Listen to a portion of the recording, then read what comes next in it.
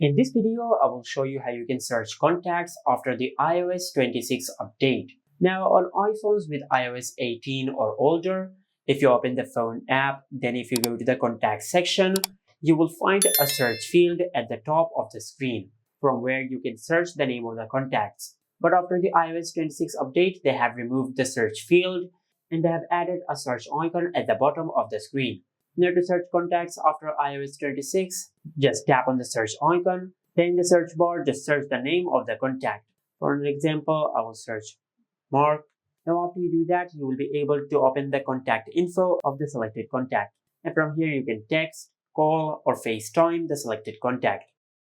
Now just remember to tap on the contact icon beneath the contact section. For an example, if you have a contact which have left a voicemail, and if you tap on the profile icon of the selected contact, it will not open the info of the contact. Instead, it will open the saved voicemail. Now just go back. Now to open the contact info, just make sure you tap on the profile icon beneath the contact section, just like that. And from here, you will be able to text, call, or FaceTime the selected contact. And this is it. Make sure to like, comment, and subscribe. Thank you for watching.